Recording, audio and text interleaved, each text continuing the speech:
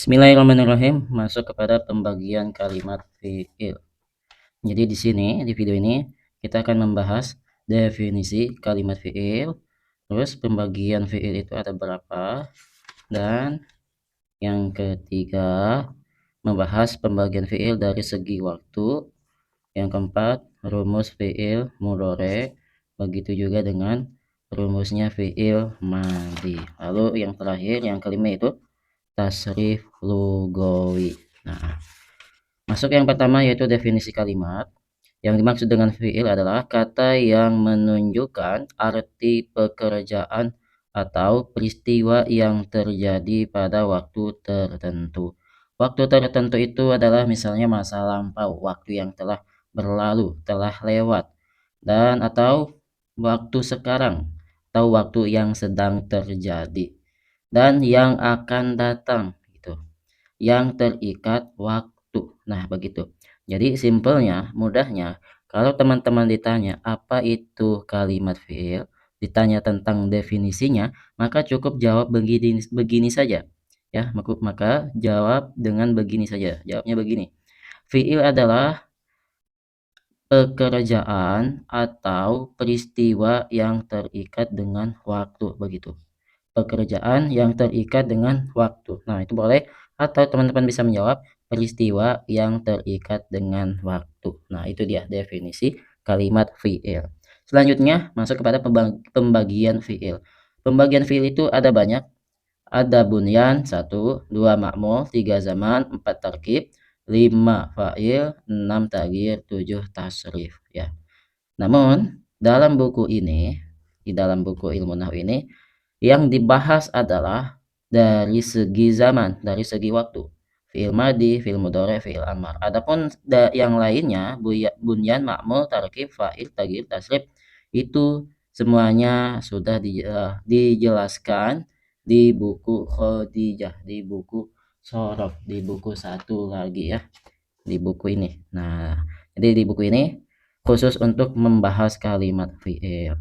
Namun di dalam buku ini yang dibahas adalah fi'il madhi, fi'il mudhari, fi'il amar, begitu. Selanjutnya masuk kepada pembagian fi'il dari segi waktu. Fi'il itu ada 3. Yang pertama fi'il madhi, fi'il mudhari, fi'il amar. Yang dinamakan fi'il madhi itu adalah yang menunjukkan tindakan atau peristiwa yang sudah selesai terjadi di masa lalu. Nah, simpelnya begini deh. Fi'il madhi itu adalah pekerjaan yang telah lalu ya, begitu. Contoh, jalasa Zaidun, Zaid telah duduk gitu. Nama Khalidun, Khalid sudah tidur. Contoh lagi, tola'al badru, rembulan itu telah terbit. Yang kedua, fi'il mudhari. Maksud arti dari fi'il mudhari adalah definisinya menunjukkan pekerjaan atau peristiwa yang sedang terjadi atau akan terjadi. Contoh, ia jelisu Zaidun, Zaid akan duduk, dia mau duduk, atau Zaid sedang duduk, keadaan Zaid itu sedang duduk. Nah, nama Khalidun, Khalid sedang tidur, atau Khalid akan tidur. Ia tela'ul badru, rembulan itu sedang terbit atau akan muncul, begitu. Terus yang ketiga, fi'il amar, yang berarti perintah atau permohonan. Jadi fi'il amar itu artinya untuk minta pertolongan atau permohonan. Adapun waktunya itu yang akan datang. Jadi fi'il amar itu masuk ke kategori fi'il yang akan datang, begitu.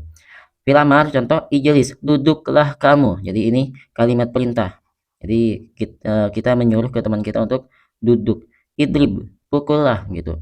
Unsur, tolonglah. Nah, demikian. Masuk ke alamatul fi'li. Nah, sama halnya dengan kalimat fi'il itu ada tanda-tandanya juga, sama seperti kalimat isim. Kalimat isim itu ada tandanya, dan kalimat fi'il pun demikian, ada tandanya. Yang pertama dia pada fi'il madhi. Jadi ini tandanya hanya ada di fi'il madhi, yaitu tak tanis, tak untuk perempuan ya. Contoh, jalasas Aisyatun, Aisyah itu duduk, Aisyah sudah duduk. Jadi tak di sini, tak sukun ini namanya tak tanis, tak untuk perempuan. Karena yang duduk itu Aisyah, ya, gendernya adalah perempuan. Maka kalimat jalasa itu adalah kalimat fi'il madhi. Tahu dari mana? Ada tandanya, yaitu tak tanis, begitu. Tanda yang kedua pada fiil mudhari. Jadi kalimat saufa ini hanya khusus masuk kepada kalimat fiil mudhari, tidak bisa masuk kepada kalimat lainnya, fiil madhi atau fiil amar. Contoh, saufa nuslihim nara. Kelak mereka akan kami masukkan ke dalam api neraka. Nah, jadi kalimat nusli ya, ini fiil mudhari ya. Kalimat nusli itu tahu dari mana? Karena ada tandanya diawali dimasuki dengan saufa. Karena saufa ini adalah salah satu tanda kalimat. Salah satu tanda kalimat fi'il. Yang ketiga, dia masuk kepada fi'il mudhari yaitu sin. Contoh, saya qulus sufaha. Orang-orang bodoh itu akan berkata. Kalimat yaqulu itu adalah kalimat fi'il mudhari karena ada tandanya yaitu huruf sin, diawali dengan huruf sin. Yang terakhir, yang keempat, pada fi'il madi, dia hanya masuk kepada fi'il madi. Contoh, qad qamatis shalah, sungguh salat itu didirikan, sudah didirikan. Jadi kalimat qamat itu adalah kalimat fi'il karena dia diawali dengan qad, begitu. Masuk kepada rumus fi'il mudhari. Rumus fi'il mudhari ini adalah maksudnya untuk mempermudah untuk mengetahui itu adalah kalimat kalimat apa? Kalimat isim atau fi'il atau kalimat huruf. Nah, begitu. Ini fungsinya rumusnya begitu. Yang pertama awalan fi'il yang pertama awalan pada fi'il mudhari ya. Ya, yu, tatu, au, nanu ya. Ini biasanya disingkat dengan Anita ya. Anita atau Anaitu ya, itu singkatannya. Bisa Anita atau Anaitu ya. Contoh untuk ya, yu yang suruh. Nah, dia diawali dengan ya fathah yang suruh atau dengan dhammah yuk rimu. Nah, jadi ini adalah kalimat fi'il mudhari. Contoh diawali dengan ta, tang suruh dengan fathah, tukrimu dengan dhammah. Contoh diawali dengan alif hamzah, angsur atau ukrimu.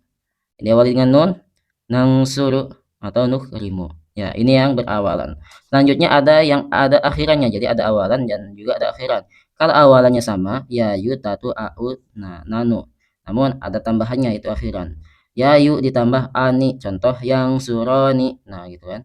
Yang suroni tadinya yang suruh ditambah ani yang suroni. Contoh yukrimani. Tatu tambah ani tang suroni tatu rimani. Terus yayu ditambah una yang suruna yukrimuna. Nah, lalu tatu ditambah una tang suruna tuhrimuna begitu.